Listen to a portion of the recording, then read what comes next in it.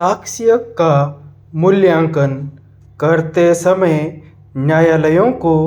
इस तथ्य के संबंध में सचेत रहना चाहिए कि बलात्संग के मामले में आत्मसम्मान रखने वाली कोई भी महिला किसी न्यायालय में अपने सम्मान के प्रति ठेस पहुंचाने वाला कोई कथन करने के लिए आगे नहीं आएगी, जैसे कि उसके साथ बलात्संग का अपराध किया गया है। लैंगिक उत्पीड़न के अपराध को अंतर्वलित करने वाले मामलों में ऐसे तात्पर्यित विचारों जिनका अभियोजन के पक्षकथन पर किसी प्रकार का कोई प्रतिकूल सारवान प्रभाव नहीं है या अभियोक्त्री के कथन में पाई जाने वाली किन्हीं विसंगतियों को तब तक विचार में नहीं लिया जाना चाहिए जब तक कि वे विसंगतियां अभियोजन के पक्षकथन के लिए घातक प्रकृति की न हों और न्यायालयों को ऐसी विसंगतियों के आधार पर अन्यथा रूप से विश्वसनीय अभियोजन के पक्षकथन को नकारना नहीं चाहिए। महिलाओं के संबंध में अंतर्निहित अपमान और लैंगिक आक्रामकता को छिपाए जाने की प्रवृत्तियां ऐसे कारक हैं जिनकी न्यायालयों द्वारा अनदेखी नहीं की जानी चाहिए। ऐसे मामलों में पीड़िता का परिसाक्ष्य अत्यंत महत्वपूर्ण होता है जब तक कि ऐसे अनिवार्य कारण विद्यमान न हों जो पीड़िता के कथन की अभिपुष्टि को आवश्यक बनाते हों। न्यायालयों को केवल लैंगिक हमले की पीड़ित लड़की के परिसाक्ष्य के आधार पर वहां किसी अभियुक्त को दोष सिद्ध ठहराए जाने में कोई कठिनाई नहीं होनी चाहिए जहां पीड़िता का परिसाक्ष्य विश्वास का संचार करता है और विश्वसनीय पाया जाता है। ऐसे मामलों में एक नियम के रूप में पीड़ित लड़की के कथन का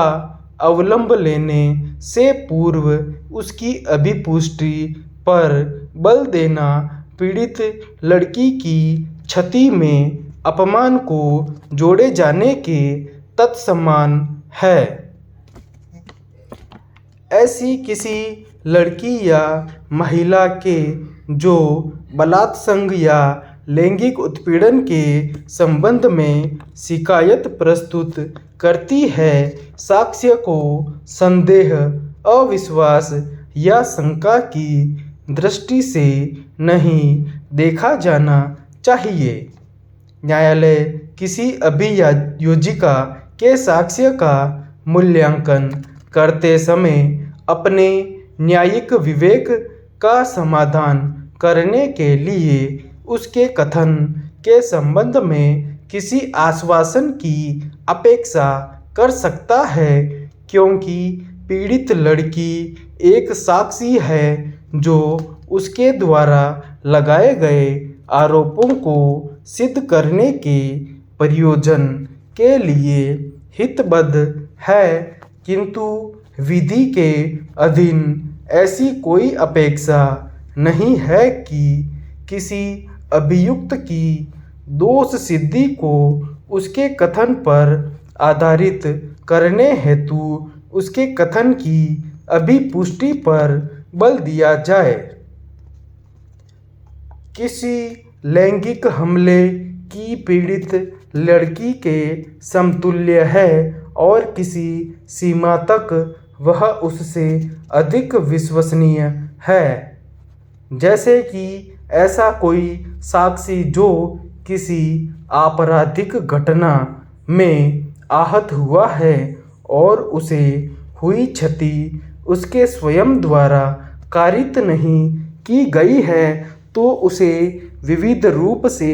एक उत्तम साक्षी माना जाता है और यह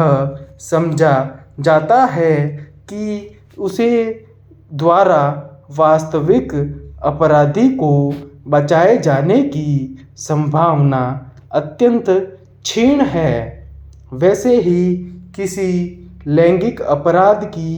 पीड़ित लड़की द्वारा प्रस्तुत किया गया साक्ष्य भी एक सारवान साक्ष्य होने के लिए हकदार है, चाहे उसके संबंध में अभिपुष्टि कारक साक्ष्य न्यायिक विश्वसनीयता हेतु कोई अनिवार्य घटक नहीं है।